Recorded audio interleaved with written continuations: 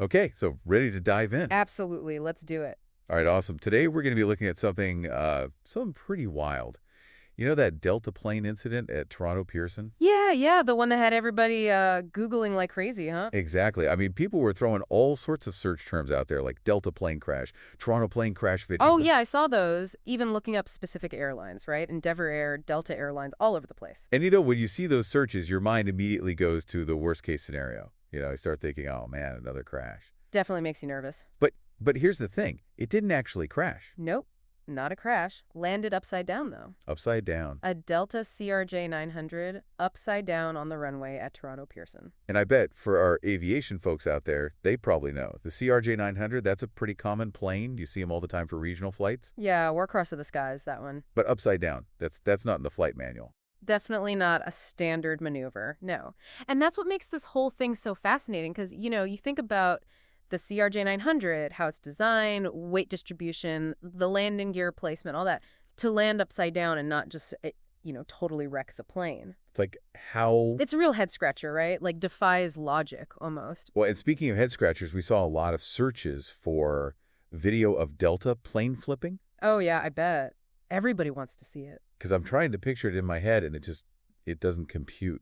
It's hard to visualize, for sure. I mean, even without the video, there are some things we can glean from, the information we have. I noticed you were looking at searches for, like, how many plane crashes in 2025. So clearly we're thinking about the bigger picture here, right? Like, is this part of a trend? Yeah, exactly. Because when something like this happens, you immediately think, okay, is this becoming a more common thing?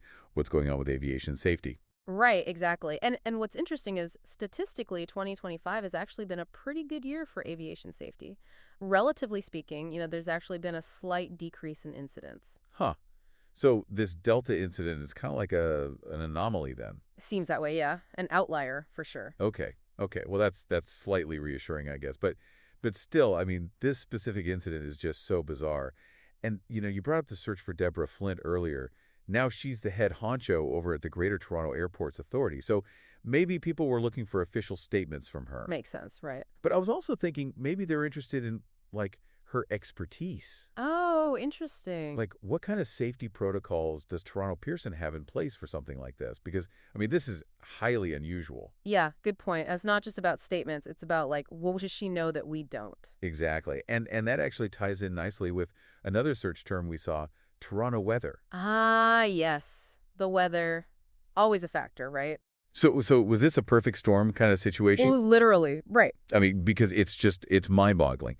We're looking at what's statistically a pretty safe year for aviation, and then out of nowhere, a plane lands upside down. Wild, right. And the fact that there were no injuries, it's almost unbelievable. Yeah, that's the silver lining for sure, but it definitely raises all sorts of questions, like, is there something specific about the CRJ 900 that we need to look at? Are there changes that need to be made at Pearson? Or was this just, a fluke, a case of incredibly good luck? I mean, what can we even learn from this? Well, that's the million-dollar question, isn't it? And it's why incidents like this, even without serious consequences, are so important to study because they really highlight just how many factors are at play when it comes to aviation safety. You've got the technology itself, right? The plane. You've got the human element, the pilots, the crew. And then you've got the wild card, the weather. It's a whole system. And understanding how those things interact is crucial. A delicate balance for sure. So after digging into all of this, I'm curious, for you, what stands out the most? Is it the mechanics of how that plane landed upside down? Is it the safety protocols at Pearson? Or is it that bigger picture of aviation safety in 2025? What are you walking away from this deep dive thinking about? That's a good question. I think for me, it really is that balance, that interconnectedness of everything. We can have all the technology in the world, the best training, the most stringent safety protocols, but sometimes things just happen.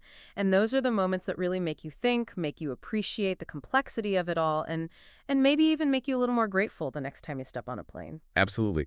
Because even with all our advancements, we're still learning. And incidents like this, as strange as they are, they push us to keep learning and to keep striving for safer skies. So our listeners out there, what about you? What's got you thinking after this deep dive? Let us know. Until next time, thanks for joining us. Today is your lucky day. Today is the day that our $3 website works for you, paying you directly to your PayPal daily. Imagine $3 ongoing continuous payments to your PayPal account. Imagine falling asleep and waking up to $300 in your PayPal account. How would this make you feel? How could this help you? What bills could you pay? What kind of fun could you have? What does that retirement look like now? All for a one-time payment of $3. This website is DFY done for you, fully built and completely hosted, and never stops collecting payments for you.